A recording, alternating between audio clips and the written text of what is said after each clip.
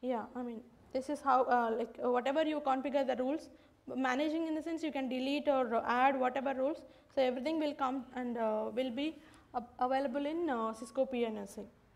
So I have few references that I've listed here. So just to summarize, I have whatever I have explained so far. So I just gave an overview of all these three devices which are required to get to work with ASA 1000V firewall. The first, I just got the steps to get Nexus Cisco PNSC ASA 1000V firewall devices ready. In the way CloudStack is required, in the way it can work to integrate with CloudStack. Then managing the rules from CloudStack only. And then how do you ensure the secure way to access your guest VMs? Yeah, this is a summary that I have. Thank you.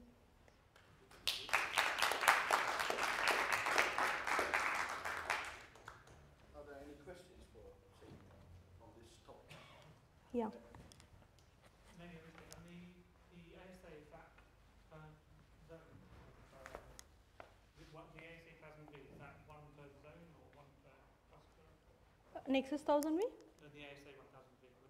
That is one for each guest network. One for each guest? Yeah. Basically, like it acts as a tenant edge firewall. So it's similar to the virtual router. In CloudStack, for each guest network, we'll have one virtual router appliance installed.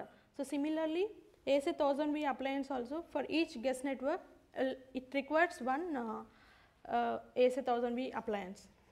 Okay. So you have to install an ASA each time? Yeah. Yeah. For example, as a customer, if you want to go have some 10 guest networks, 10 isolated networks, so you need to span 10 ASA 1000V firewalls from you need to have those many installed from ESX server. And if you've got a tenant with like the VPC, so you've got multiple networks. Yeah. Is that possible for one ASA? Or? Okay. In VPC, we'll have 3 tiers, so that way you're. Yeah, I think there you can have only one. Yeah. Do you support the trunk mode on the guest port profile? No, that is only access mode, only one VLAN ID. But at the Ethernet port profile, you have a trunk mode where you will be specifying all your guest VLAN, range of your guest VLANs. But for virtual, the guest port profile that you created will be in access mode, only one VLAN ID. One question, and what hypervisors I can... It is very closely integrated with vCenter hypervisor, ESXi hypervisor only.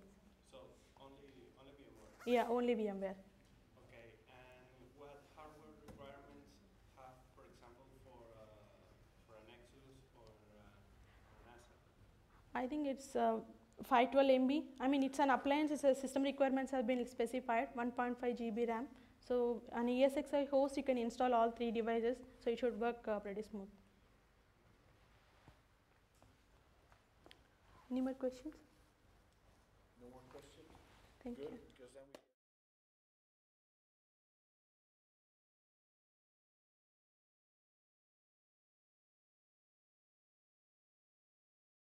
So we talked about some of those different things and we took a look at it. So once again, just a quick hit on the types of things that we do every day in our technologies. Let's talk about clustering and resiliency with Hyper-V. And this is where we get into some really exciting things that we can do, because everything we've talked about right now is just a standalone server and a standalone host. And if that host were to go away, how do we provide it back?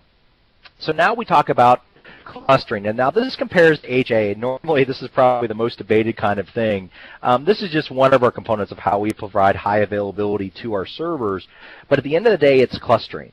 So when I talk about clustering here, folks, and we go through and we kind of take a look at it and we demo it a bit, I want you to understand that how we look at clustering, this is, to Windows Server, clustering is clustering and clustering. It doesn't really care whether you're clustering Hyper-V or you're clustering a SQL server or clustering a web server or whatever else you might do with clustering. We're going to fundamentally treat it the same way and work with it the same way. Now, when you add Hyper-V on top of it, we then can say, hey, our cluster can go up to 64 nodes, and we can have up to 8,000 VMs inside those nodes, which, by the way, I always kind of personally don't like when I see 8,000 VMs, because when I think about that, and I think about those types of things that we have there, you know, what if those 8,000 VMs were requesting 1 terabyte of RAM? Well, our limit is 4 terabytes of RAM on a server. Do we have 8,000? No.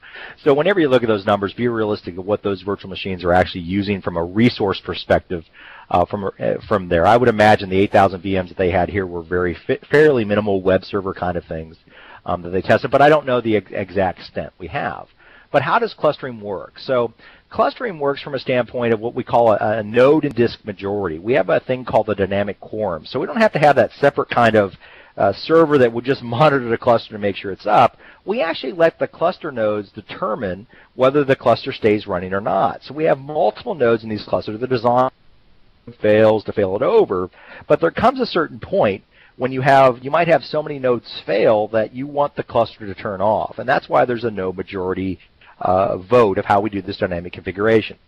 So imagine this. Let's say we have a cluster with 5 hosts in the cluster for us to work with it, and in 2 of those nodes, let's say nodes 4 and 5 go down, but nodes 1, 2, and 3 are still running.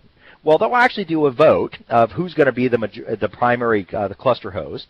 But because they have the majority, 3 hosts are running versus 2, guess what? The cluster keeps running.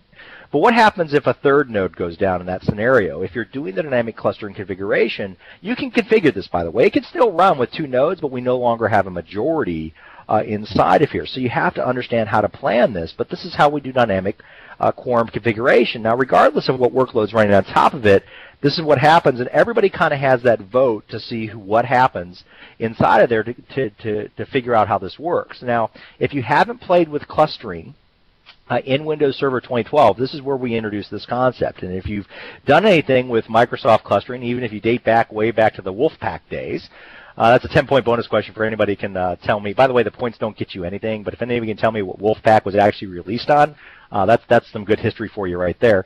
Something I can't get out of my brain. But if you understand clustering from how we used to do it, we took a really big change on how we did it in 2012.